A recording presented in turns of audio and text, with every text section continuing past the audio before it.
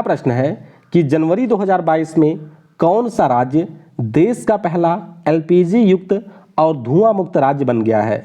यानी कि यहाँ पर लगभग सारे लोगों को एलपीजी का कनेक्शन मिल चुका है और इस राज्य का नाम है हिमाचल प्रदेश। तो जरूर ध्यान रखिएगा, ऑप्शन सी हो जाएगा यहाँ पर करेक्ट। अगला प्रश्न है कि जनवरी 2022 में देश की पहली कागज रहित अदालत कौन बन गई है। तो कागज रहित अगर हम लोग अदालत की बात करें यानी कि कौन सी पेपरलेस कोर्ट बनी है, तो ये हमारे केरल का हाई कोर्ट है जो कि आपको कोच्चि में देखने को मिलेगा। एस मणिकुमार इसके इस समय चीफ जस्टिस हैं। तो ध्यान रखिएगा, भारत की जो पहली कागज रहित अदालत बनी है ये हमारी केरल हाई कोर्ट है। तो बी होगा करेक्ट। अगला प्रश्न है कि जनवरी 2022 में किस खिलाड़ी को आईसीसी के द्वारा सर गैरफील्ड सोबर्स ट्रॉफी से सम्मानित किया गया। बहुत ही ज्यादा महत्वपूर्ण प्रश्न है। तो ध्यान रखिएगा, इनका नाम है शाहीन अफरीदी। क्या नाम है? शाहीन अफरीदी इनका नाम है। पाकिस्तान के ये तेज गेंदबाज हैं। तो ऑप्शन बी हो जाएगा यहाँ पर करेक्ट। तो ये देख सकते हैं शाहीन अफरीदी, जिनके ऊपर आपने बहुत सारे मीम वगैरह भी देखे होंगे। तो इन्हीं को आईसीसी के द्वारा वर्ष 2021 के लिए सर्वश्रेष्ठ क्रिकेटर चुना गया है। तो ध्यान रखेंगे, ऑप्शन बी हो जाएगा करेक्ट। अगला प्रश्न और भी ज्यादा महत्वपूर्ण है कि जनवरी 2022 में आईसीसी के द्वारा किसे राचेल हेहो फ्लिंट अवार्ड 2021 से सम्मानित किया गया।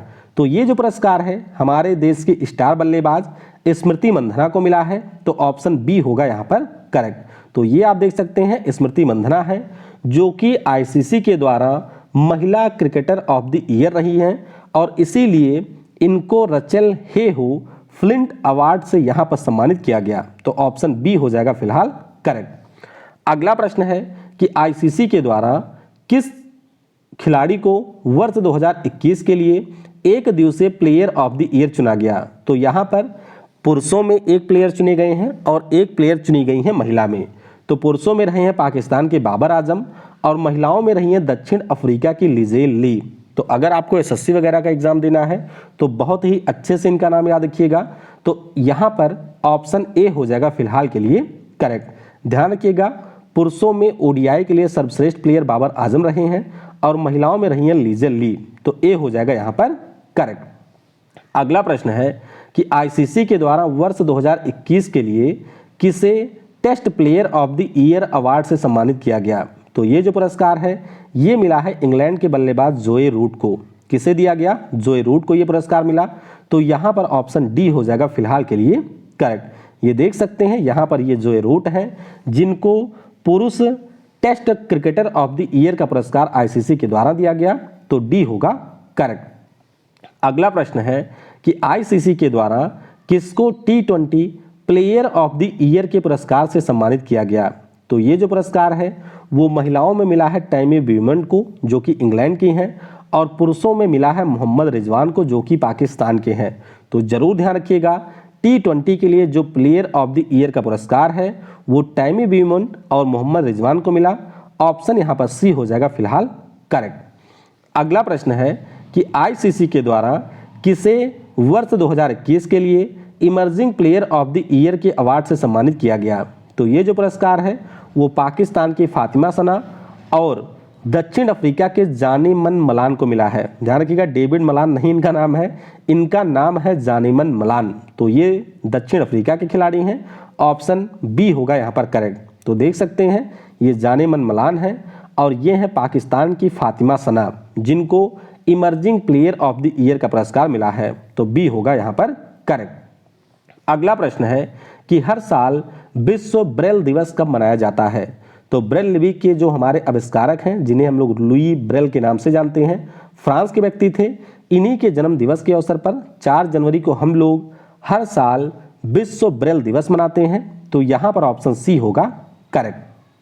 अगला प्रश्न है कि हाल ही में रेलवे बोर्ड के नए अध्यक्ष और सीईओ कौन नियुक्त किए गए। तो आपको पता होगा पहले इसके जो सीईओ थे उनका नाम सुनीत शर्मा है और अब जो नए अपॉइंट हुए हैं उनका नाम है बीके त्रिपाठी। तो नाम जरूर ध्यान रखिएगा, ऑप्शन सी हो जाएगा यहाँ पर करेक्ट।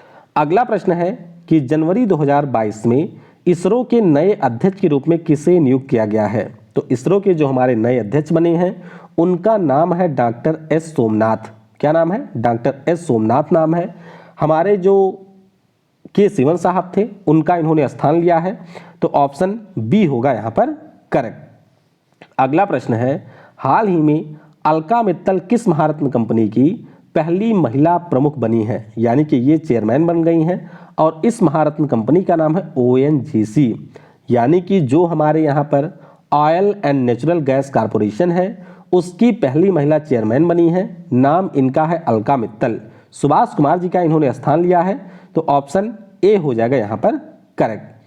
अगला प्रश्न है कि जनवरी 2022 में 1971 भारत पाकिस्तान युद्ध में शामिल नौसेना के किस तत्कालीन वाइस एडमिरल का 100 वर्ष की आयु में निधन हो गया? तो इनका नाम है मेजर SS शर्मा। आपने देखा होगा कि ढाका में जब 1971 के युद्ध के दौरान 90,000 से ज़्यादा सैनिकों ने आत्मसमर्पण किया था, तो उस समय भारतीय सेना को लीड कर रहे थे HS शर्मा साहब। तो बहुत ही महत्वपूर्ण नाम है।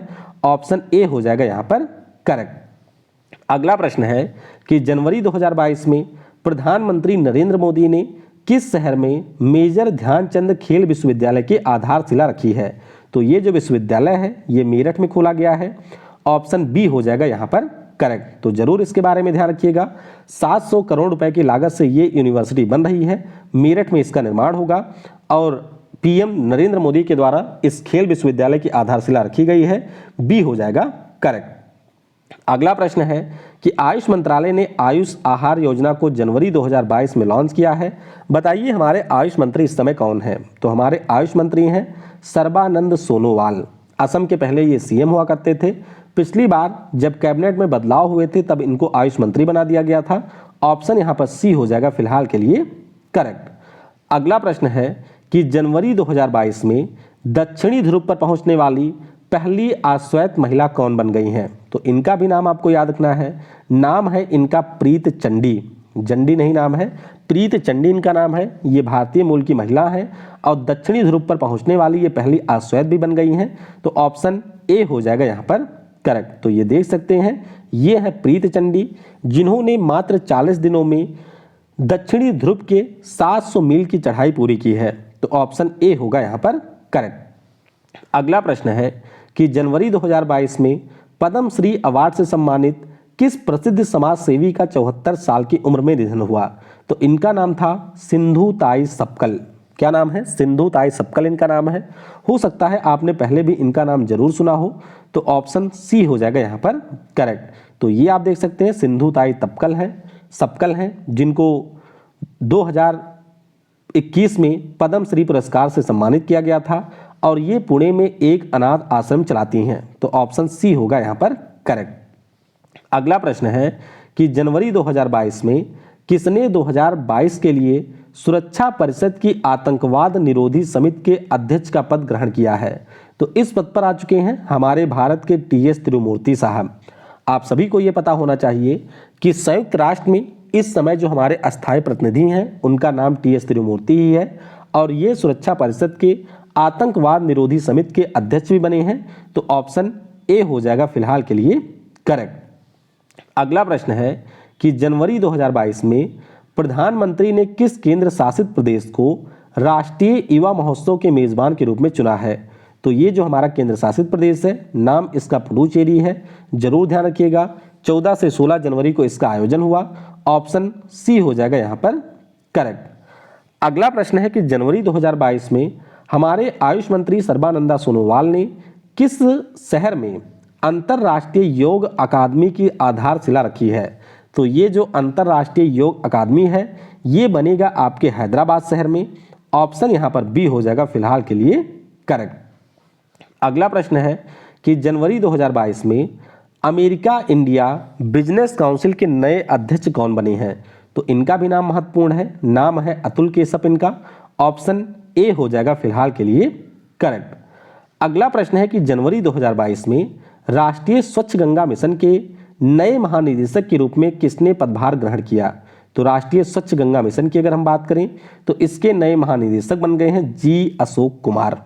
क्या नाम है? जी अशोक कुमार। ये राष्ट्रीय स्वच्छ गंगा मिशन के नए DG बने हैं। तो सी हो जाएगा यहाँ पर करेक्ट। अगला प्रश्न है कि जनवरी 2022 में अंतरराष्ट्रीय सौर गठबंधन में कौन सा देश नए सदस्य के रूप में जुड़ गया है। अब ध्यान आपको ये रखना है कि जनवरी में 2 देश अभी तक ज्वाइन किए हैं। एक का नाम है अमेरिका, जो कि 101वें नंबर का देश बना था, और उसके बाद में इसे ज्वाइन किया था एंटीगुआ और बारबूडा ने। ठीक है, एंटीगुआ और बारबूडा, ऑप्शन ए हो जाएगा यहाँ पर फिलहाल करेक्ट। तो ये देख सकते हैं टोटल 102 मेंबर हो चुके हैं जिसने इसके फ्रेमवर्क को समझौता किया है, और टोटल अगर हम लोग मेंबर देशों की बात करें तो इसकी संख्या है 81। तो सदस्य पूछा जाए तो 81वें नंबर का इटली है, और अगर आपसे पूछा जाए कि फ्रेमवर्क पर हस्ताक्षर कितने देशों ने किया है तो इनकी संख्या है 102। तो ऑप्शन यहां पर ए होगा फिलहाल करेक्ट। अगला प्रश्न है कि जनवरी 2022 में विनोद कन्नन ने किस एयरलाइंस के मुख्य कार्यपालक अधिकारी का पदभार ग्रहण किया है। तो विनोद कन्नन जी की बात करें, ये विस्तारा एयरलाइन के नए सीईओ बन गए हैं। ऑप्शन यहां पर डी हो जाएगा करेक्ट। तो लेजली थांग, जो कि अभी तक सीईओ के रूप में काम कर रहे थे विस्तारा एयरलाइन के, उसके स्थान पर विनोद कन्नन इसके नए सीईओ बन गए हैं। तो ऑप्शन डी हो जाएगा यहां पर करेक्ट। अगला प्रश्न है कि जनवरी 2022 में किस राज्य में एक वैज्ञानिक समूह ने 5G माइक्रोवेव अवशोषक को विकसित किया है। तो ये जो आपका माइक्रोवेव अवशोषक है इसको केरल राज्य में डेवलप किया गया है, यानी कि ऑप्शन यहाँ पर ए होगा करेक्ट। तो देख सकते हैं हमारे केरल यूनिवर्सिटी के स्कॉलर थे जिनके द्वारा इस माइक्रोवेव एब्जॉर्बर को विकसित किया गया है। तो यहाँ पर ऑप्शन हमारा ए हो जाएगा करेक्ट। अगला प्रश्न है कि जनवरी 2022 में रक्षा मंत्री राजनाथ सिंह ने किस विश्वविद्यालय में Kalpana Chawla center for research in science and technology का उद्घाटन किया है। तो इसका जो उद्घाटन है वो आपके चंडीगढ़ विश्वविद्यालय में किया गया। यहां पर ऑप्शन ए हो जाएगा करेक्ट। तो देख सकते हैं Kalpana Chawla center for research in space science and technology का जो उद्घाटन है ये चंडीगढ़ यूनिवर्सिटी में हमारे रक्षा मंत्री राजनाथ सिंह जी ने किया है। तो आपको ध्यान रखना है कि चंडीगढ़ में ये बनेगा, ऑप्शन ए होगा यहां पर करेक्ट। अगला प्रश्न है कि जनवरी 2022 में उत्तर प्रदेश सरकार ने मैनपुरी स्कूल का नाम बदलकर किसके नाम पर रखने की घोषणा की है। तो ये जो आपके मैनपुरी में स्कूल है इसका नाम जनरल बिपिन रावत यानी कि हमारे देश के जो पहले सीडीएस थे उनके नाम पर रखा गया है। तो ऑप्शन यहाँ पर सी हो जाएगा फिलहाल के लिए करेक्ट। अगला प्रश्न है कि जनवरी 2022 में जॉन मिंग ने संघाई कोऑपरेशन ऑर्गेनाइजेशन के महासचिव का कार्यभार संभाला है। तो बताइए ये किस देश के राजनयिक हैं। तो अगर हम लोग झांग मिंग की बात करें, नाम से ही आप लोग समझ सकते हैं कि ये चाइना के हैं। ऑप्शन यहाँ पर सी हो जाएगा फिलहाल के लिए करेक्ट। तो चलिए नीचे कमेंट में आप लोग ये बताइएगा कि ये जो संघाई कोऑपरेशन ऑर्गेनाइजेशन है इसका हेडक्वार्टर कहाँ पर है, और नीचे कमेंट में आपको ये भी बताना है कि 2022 में एससीओ का अध्यक्ष देश कौन है, यानी कि 2022 में इसकी समिट कहाँ पर होगी, ये आप लोग नीचे कमेंट में बताइएगा। अगला प्रश्न है कि जनवरी 2022 में आरबीआई के किस पूर्व गवर्नर को एशियन इंफ्रास्ट्रक्चर इन्वेस्टमेंट बैंक के उपाध्यक्ष के रूप में नियुक्त किया गया। ये भी बहुत ही ज़्यादा महत्वपूर्ण प्रश्न है। तो ध्यान रखिएगा यहाँ पर नियुक्ति हुई है उर्जित पटेल की। उर्जित पटेल ये हमारे आरबीआई के उस समय गवर्नर थे जब हमारे यहाँ पर डीमोनेटाइजेशन लागू हुआ था 8 नवंबर 2016 को। तो अब ये AIIIB के नए उपाध्यक्ष बन गए हैं। तो ऑप्शन ए हो जाएगा फिलहाल के लिए यहाँ पर करेक्ट, और इन्होंने डीजे पांडियन का यहाँ पर स्थान लिया है। अगला प्रश्न है कि जनवरी 2022 में पेट्रोलियम निर्यातक देशों का जो संगठन है जिसे हम लोग ओपेक के नाम से जानते हैं, इसका नया सचिव किसे बनाया गया। तो ये भी काफ़ी महत्वपूर्ण है, ध्यान रखेंगे। हैथम अल घिस, क्या नाम है, हैथम अल घिस ओपेक के नए सचिव बन गए हैं। तो यहाँ पर ऑप्शन बी हो जाएगा फिलहाल के लिए करेक्ट। तो आपको याद रखना है कि जो हमारा संगठन है जिसे हम लोग ओपेक के नाम से जानते हैं, इसकी स्थापना सितंबर 1960 में हुई थी। ऑस्ट्रिया की राजधानी वियना में इसका मुख्यालय है। मेंबर देशों की संख्या यहाँ पर 13 है। तो ऑप्शन बी होगा यहाँ पर करेक्ट। अगला प्रश्न है कि जनवरी 2022 में जल संरक्षण प्रयासों में जल शक्ति मंत्रालय की तरफ से किस राज्य को पहला स्थान प्राप्त हुआ है। तो ये जो पुरस्कार है वो जल संरक्षण के ऊपर हमारे जल शक्ति मंत्रालय के द्वारा दिया गया और ये मिला है उत्तर प्रदेश राज्य को। किसे मिला है? उत्तर प्रदेश को ये पुरस्कार दिया गया है। तो ऑप्शन डी हो जाएगा यहाँ पर करेक्ट। अगला प्रश्न है कि जनवरी 2022 में खेलो इंडिया 2022-23 की जो मेज़बानी है ये किस राज्य को सौंपा गया है? आपको पता होगा कि चौथा एडिशन आपके हरियाणा के पंचकुला में प्रस्तावित था, संभवतः वो आपका संभव नहीं हो पाया है, इसीलिए अब 2022-23 की जो मेज़बानी है ये मध्य प्रदेश राज्य को दी गई है और मध्य प्रदेश की राजधानी भोपाल में इसका आयोजन किया जाएगा। तो आपको ध्यान रखना है खेलो इंडिया यूथ गेम्स 2022-23 वाले मध्य प्रदेश की राजधानी भोपाल में होंगे। तो ऑप्शन यहाँ पर सी हो जाएगा करेक्ट। अगला प्रश्न है कि हर साल प्रवासी भारतीय दिवस कब मनाया जाता है? तो प्रवासी भारतीय दिवस ये हर साल 9 जनवरी को होता है, क्योंकि इसी दिन जो हमारे राष्ट्रपिता महात्मा गांधी जी हैं वो दक्षिण अफ्रीका से भारत आए थे। तो ऑप्शन डी हो जाएगा यहाँ पर करेक्ट। अगला प्रश्न है कि हर साल विश्व हिंदी दिवस कब मनाया जाता है? तो अगर हम लोग विश्व हिंदी दिवस की बात करें ये हर साल होता है 10 जनवरी को, यानी कि ऑप्शन यहाँ पर बी होगा करेक्ट। अच्छा, 10 जनवरी को मनाया क्यों जाता है? क्योंकि जो पहला अंतर्राष्ट्रीय हिंदी सम्मेलन है वो 10 से 12 जनवरी को 1975 में नागपुर में आयोजित हुआ था और उसी के लिए 10 जनवरी को हम लोग हर साल ये दिन मनाते हैं। ऑप्शन बी होगा यहाँ पर करेक्ट। अगला प्रश्न है कि हाल ही में लीजेंड्स लीग क्रिकेट ने किस महिला खिलाड़ी को ऑल वुमेन मैच आधिकारिक टीम का एम्बेसडर नियुक्त किया है? तो यहाँ पर ध्यान रखिएगा खिलाड़ी का नाम है झूलन गोस्वामी। आपको पता होना चाहिए कि ये हमारी महिला टीम की एक बहुत ही प्रसिद्ध गेंदबाज थी झूलन गोस्वामी, और इन्हीं को यहाँ पर ऑल वुमेन मैच का आधिकारिक एम्बेसडर बना दिया गया है। तो ऑप्शन सी होगा यहाँ पर करेक्ट। अगला प्रश्न है कि हाल ही में किसने राष्ट्रीय बाघ संरक्षण प्राधिकरण की 19वीं बैठक की अध्यक्षता की है? तो ये जो बैठक है इसकी अध्यक्षता हमारे वन, पर्यावरण और जलवायु परिवर्तन मंत्री भूपेंद्र यादव जी के द्वारा की गई।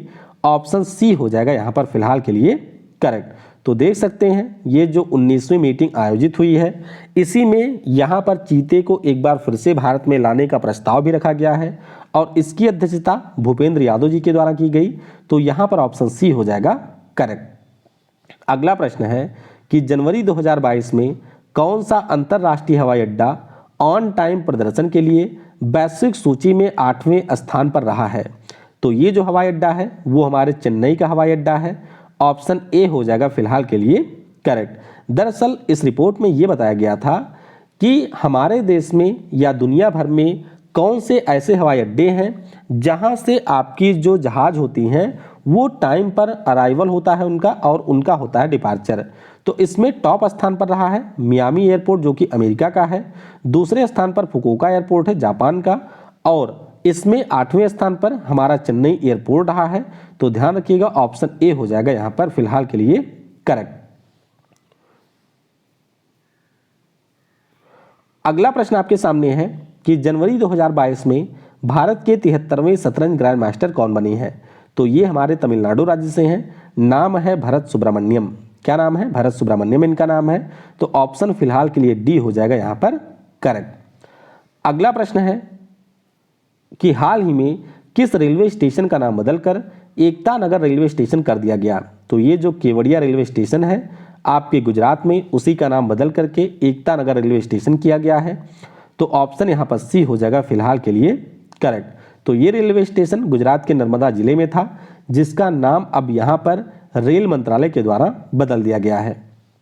अगला प्रश्न है कि जनवरी 2022 में इंटरनेशनल मॉनेटरी फंड का अगला मुख्य अर्थशास्त्री किसे नियुक्त किया गया है? तो जरूर ध्यान रखिएगा इनका नाम है पियरे ओलिवियर गौरिचस। क्या नाम है? पियरे ओलिवियर गौरिचस नाम है। तो ऑप्शन बी हो जाएगा फिलहाल के लिए करेक्ट।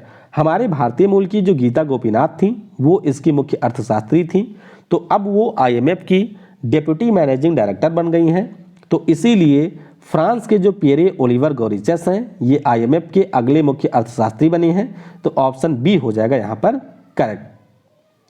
अगला प्रश्न है कि हाल ही में RBI ने फिनटेक विभाग के प्रमुख के रूप में किसकी नियुक्ति की है? तो RBI का जो फिनटेक विभाग है इसके जो प्रमुख बने हैं इनका नाम है अजय कुमार चौधरी।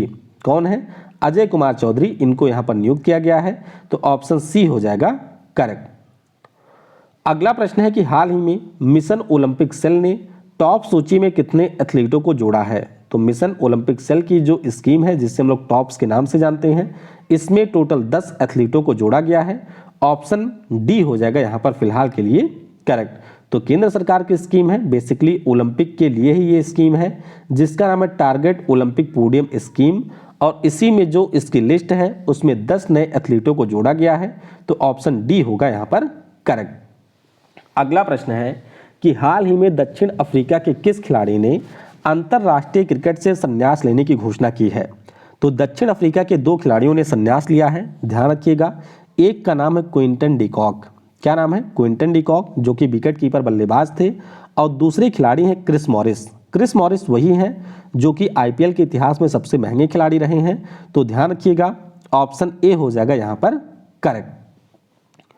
अगला प्रश्न है कि प्रतिवर्ष राष्ट्रीय युवा दिवस कब मनाया जाता है। तो नेशनल यूथ डे की बात करें, ये होता है हर साल 12 जनवरी को, और इस दिन हम लोग जो हमारे स्वामी विवेकानंद जी थे उनके जन्मदिन को चिन्हित करते हैं। तो 12 जनवरी को राष्ट्रीय युवा दिवस होता है, ऑप्शन सी होगा करेक्ट। अच्छा, इस बार का विषय क्या है। तो इस बार का विषय है it's all in the mind, ये विषय रहा है। तो ध्यान रखिएगा, ऑप्शन सी हो जाएगा करेक्ट। अगला प्रश्न है कि हाल ही में भारत का जो पहला हेली हब है ये कहाँ पर स्थापित किया जाएगा। तो ये जो हेली हब है ये स्थापित किया जाएगा गुरुग्राम में। कहाँ पर, हरियाणा के गुरुग्राम में। इसका उद्घाटन deputy chief minister Dushyant Chautala ji के द्वारा किया गया है। तो ऑप्शन बी होगा यहाँ पर करेक्ट। ये देख सकते हैं कि ये जो हेली हब है भारत में इस प्रकार का पहला हेली हब है। यहाँ पर आपको हेलीकॉप्टर से जुड़ी हुई सारी फैसिलिटीज देखने को मिलेंगी। तो ध्यान रखिएगा, गुरुग्राम में इसका उद्घाटन हुआ है, ऑप्शन बी होगा करेक्ट।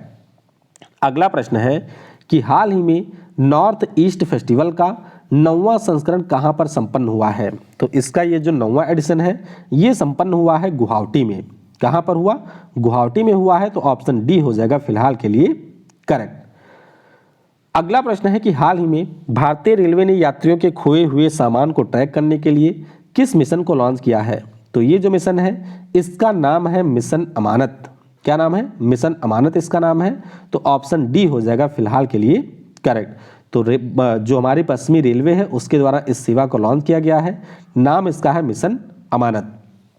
अगला प्रश्न है कि हाल ही में आंध्र प्रदेश की सरकार ने सरकारी कर्मचारियों के रिटायरमेंट की जो उम्र है उसको 60 साल से बढ़ाकर कितने वर्ष किया है। तो इसे बढ़ा करके कर दिया गया 62 ईयर। कितना, 62 ईयर है। ये भी महत्वपूर्ण प्रश्न है तो जरूर ध्यान रखिएगा, ऑप्शन डी हो जाएगा फिलहाल के लिए करेक्ट। अगला प्रश्न है कि हाल ही में टोक्यो ओलंपिक में कांस्य पदक विजेता मुक्केबाज लवलीना बोरगोहेन को किस राज्य सरकार ने डीएसपी पद पर नियुक्त किया है। तो लवलीना बोरगोहेन ये हमारे असम राज्य की खिलाड़ी हैं। तो असम की सरकार ने इनको डीएसपी बना दिया है। तो बी हो जाएगा फिलहाल के लिए करेक्ट। अगला प्रश्न है कि हाल ही में माया एंजेलो किस देश के सिक्के पर दिखाई देने वाली पहली अश्वेत महिला बनी है। तो माया एंजेलो की बात करें, ये हैं आपके अमेरिका देश की। कहाँ की हैं, अमेरिका देश की हैं। तो ऑप्शन ए हो जाएगा यहाँ पर करेक्ट। तो यहाँ पर आप देख सकते हैं माया एंजेलो पहली ब्लैक महिला बनी है जिनको अमेरिका ने अपने सिक्के के ऊपर स्थान दिया है। तो ऑप्शन यहाँ पर फिलहाल के लिए ए हो जाएगा करेक्ट।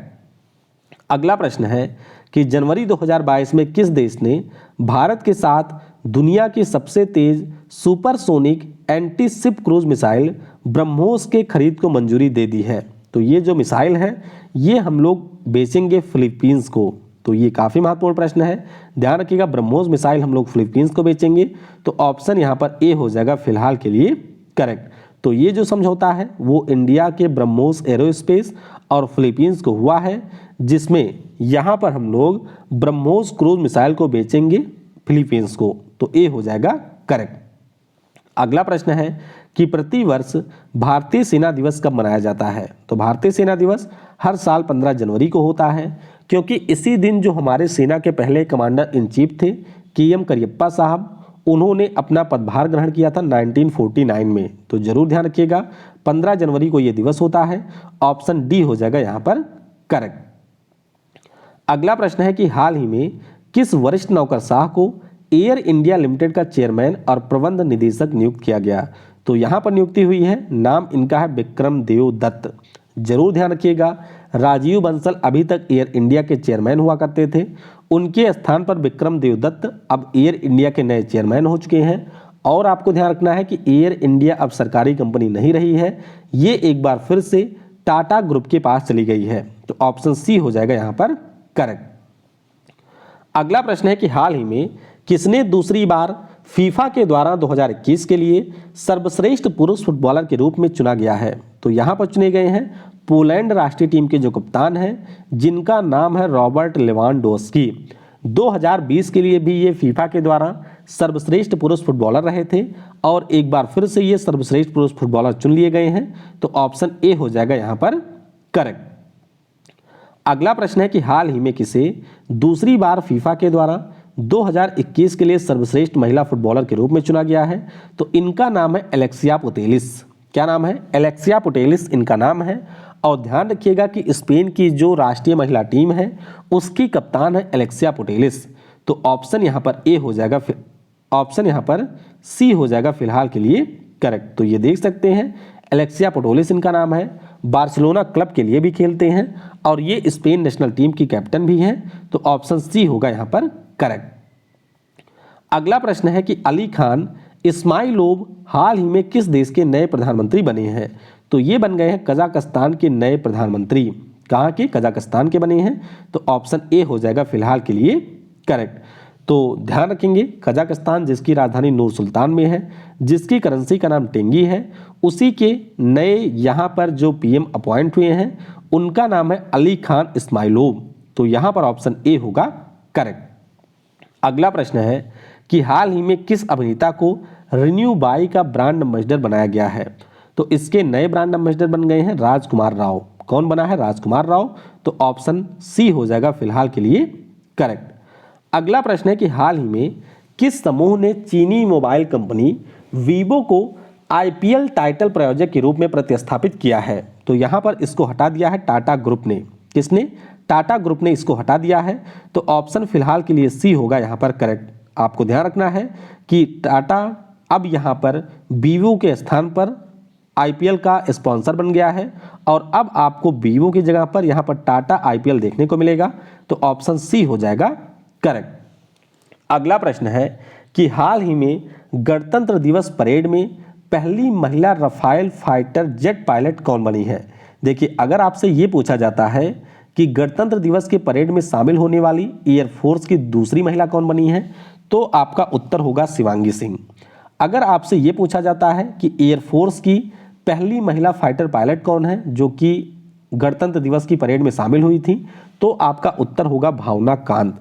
लेकिन यहाँ पर आपसे पहली महिला रफाल फाइटर जेट पायलट के बारे में पूछा गया है, तो इनका नाम है शिवांगी सिंह। ध्यान रखिएगा ऑप्शन डी हो जाएगा यहाँ पर फिलहाल के लिए करेक्ट।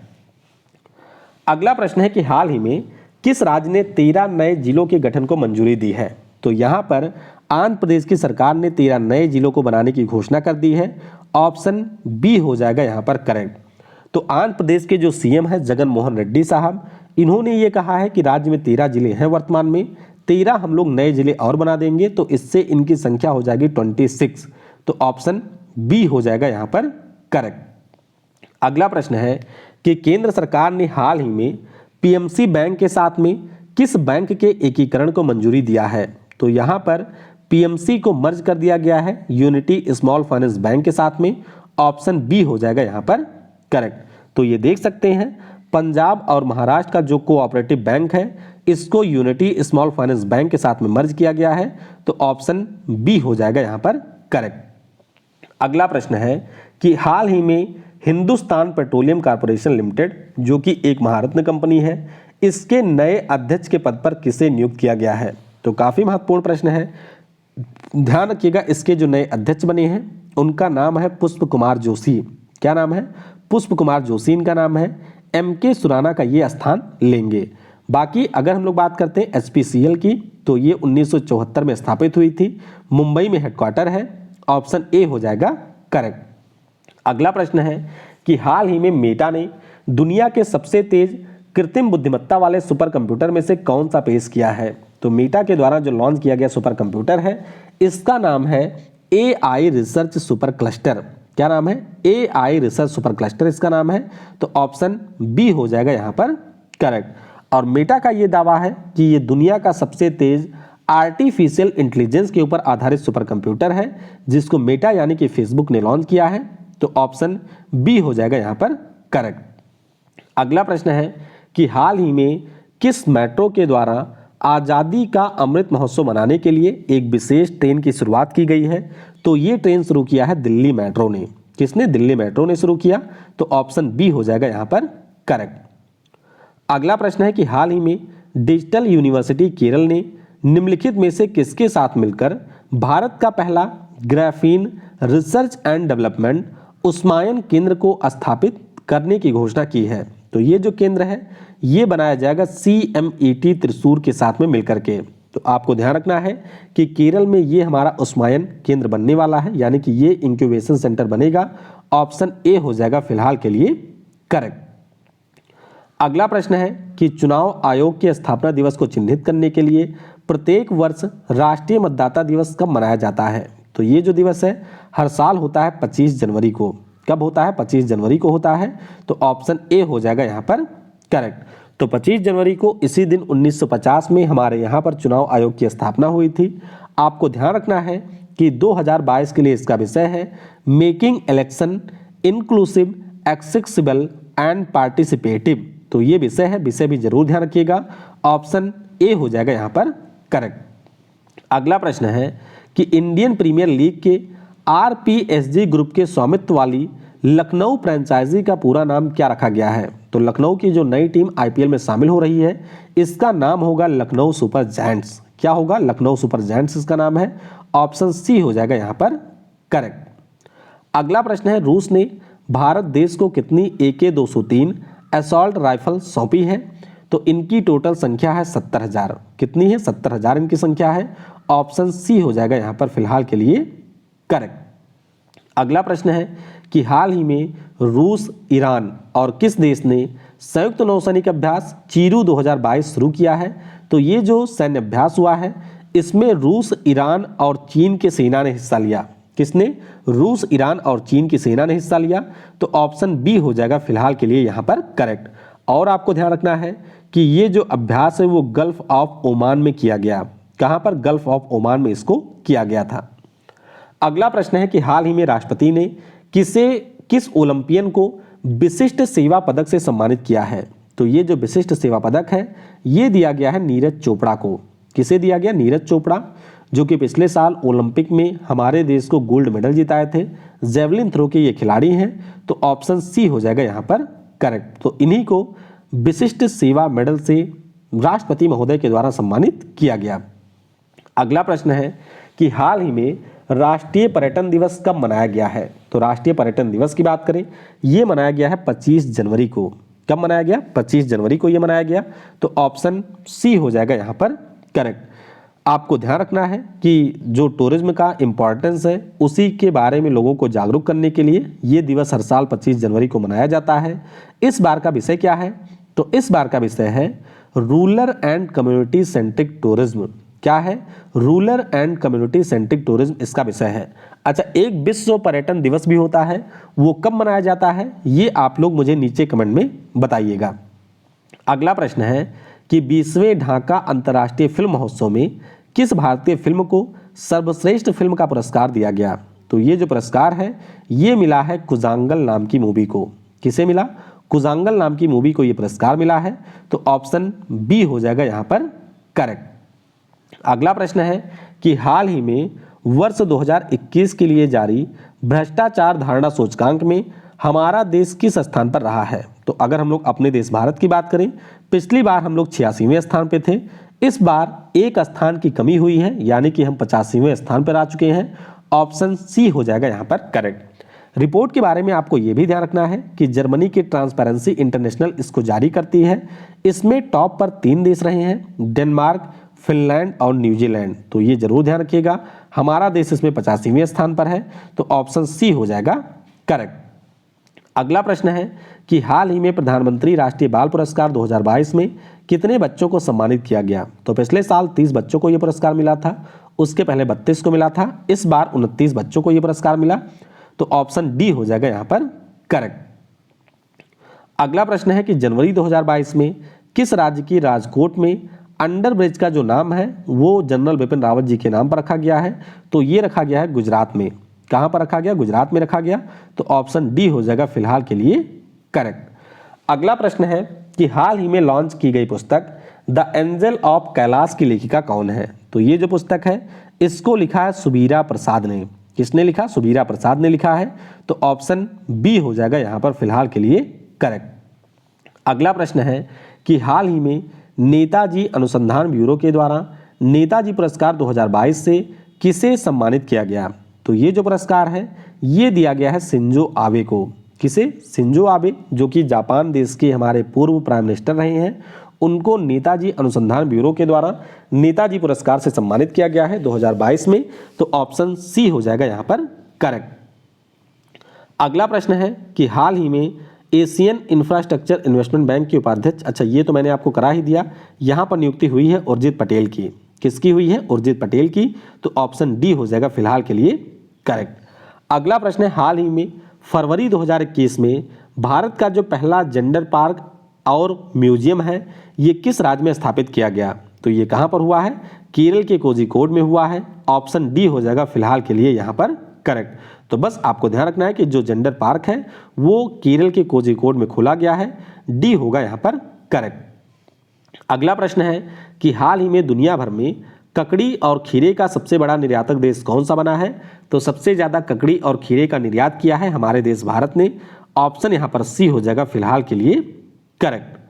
अगला प्रश्न है कि हाल ही में ऑस्कर 2022 के लिए शॉर्ट लिस्ट होने वाली भारतीय मूवी कौन सी बनी है? तो दो मूवी ऑस्कर में इस बार शॉर्ट लिस्ट हुई है हमारे देश से।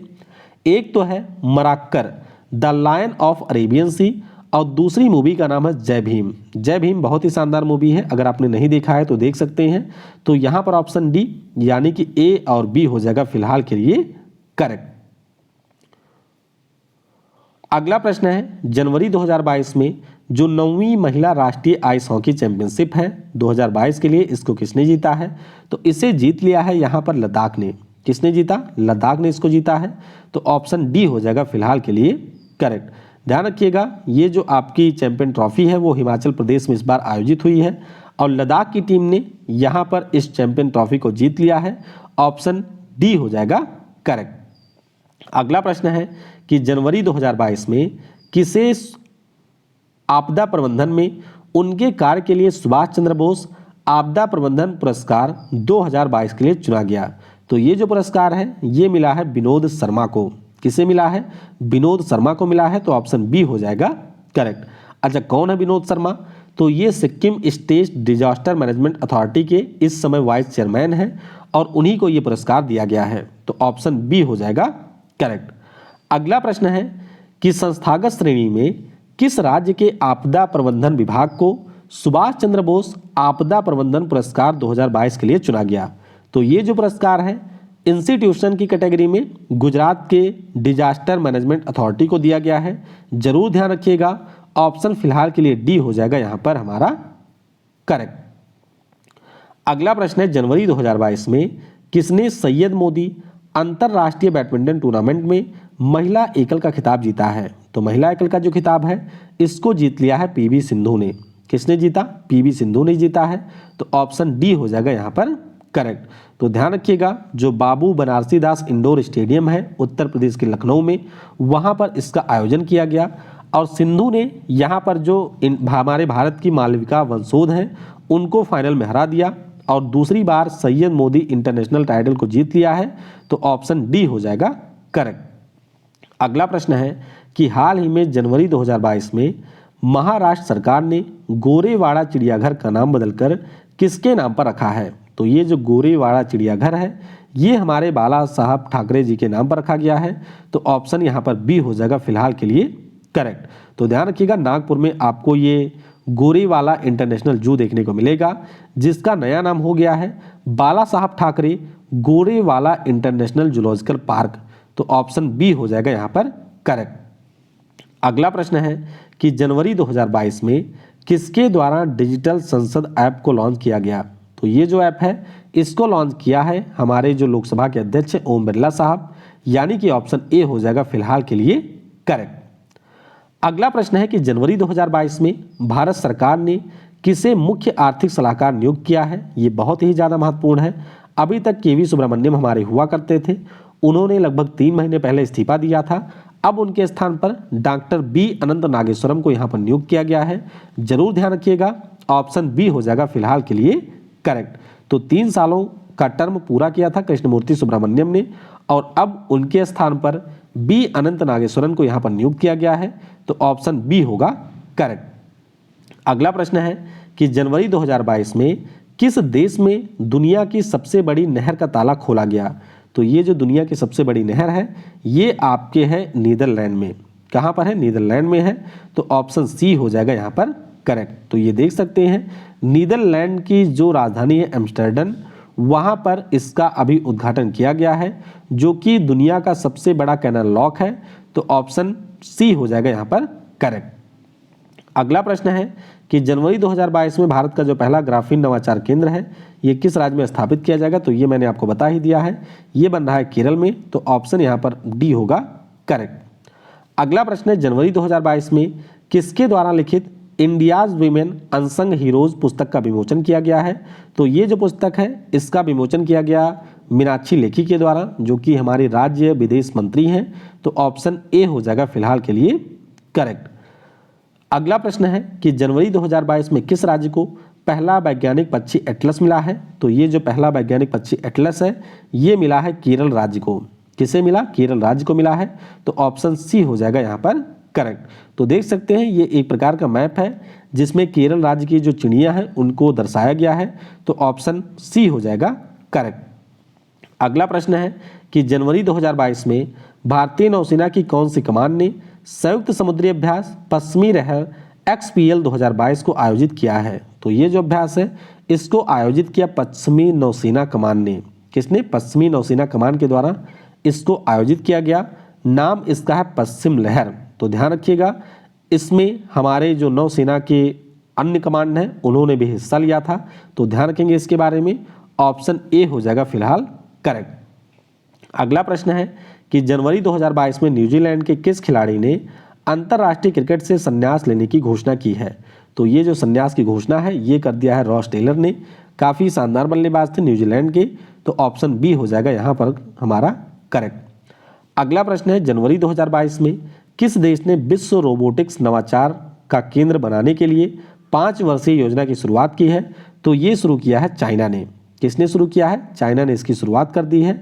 तो ऑप्शन सी हो जाएगा यहाँ पर करेक्ट। अगला प्रश्न है जनवरी 2022 में सिक्किम के राज्यपाल गंगा प्रसाद ने जवाहरलाल नेहरू रोड का नाम बदलकर क्या रख दिया है। तो ये जो जवाहरलाल नेहरू रोड था इसका नाम नरेंद्र मोदी जी के नाम पर रख दिया गया है। तो ऑप्शन डी हो जाएगा फिलहाल के लिए करेक्ट। अगला प्रश्न है जनवरी 2022 में DRDO ने अपना 64वां स्थापना दिवस किस दिन मनाया है। तो 64वां स्थापना दिवस इन्होंने 1 जनवरी 2022 को मनाया है, क्योंकि इसी दिन 1958 में DRDO की स्थापना हुई थी। हेडक्वार्टर दिल्ली में है और जी सतीश रेड्डी इसके प्रमुख हैं। तो ऑप्शन बी हो जाएगा यहाँ पर करेक्ट। अगला प्रश्न है कि जनवरी 2022 में किस देश ने दुनिया की सबसे लंबी मेट्रो ट्रेन सेवा शुरू कर दी है। तो ये मेट्रो ट्रेन शुरू कर दिया है चाइना ने। किसने? चाइना ने शुरू किया है। ऑप्शन बी हो जाएगा फिलहाल के लिए करेक्ट। तो ये आपके संघाई में मेट्रो नेटवर्क देखने को मिलेगा जिसकी टोटल लंबाई हो चुकी है 831 किलोमीटर। हमारे देश में जो सबसे लंबी मेट्रो है वो दिल्ली की है जिसकी लंबाई लगभग 348 किलोमीटर है। तो याद रखिएगा दोनों के बारे में। ऑप्शन फिलहाल के लिए बी चाइना हो जाएगा यहाँ पर करेक्ट। अगला प्रश्न है कि हाल ही में किस राज्य की सरकार ने पेंशन भोगियों के लिए डिजिटल जीवन प्रमाण पत्र प्रणाली को शुरू किया है। तो ये जो प्रणाली है इसको उड़ीसा ने शुरू कर दिया है।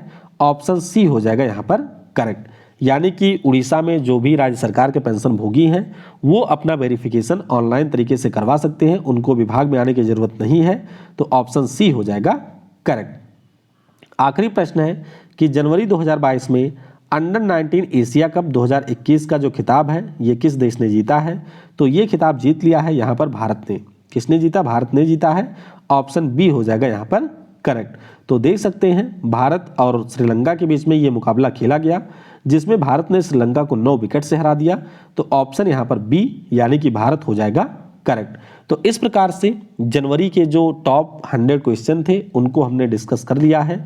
अगला जो वीडियो होगा उसमें हम लोग वन लाइनर टाइप के जो जनवरी के 200 प्रश्न होंगे उनको करेंगे यहाँ पर डिस्कस। Thanks for watching. जय हिंद, जय भारत, और सबसे जरूरी, पढ़ेगा भारत तो बढ़ेगा भारत।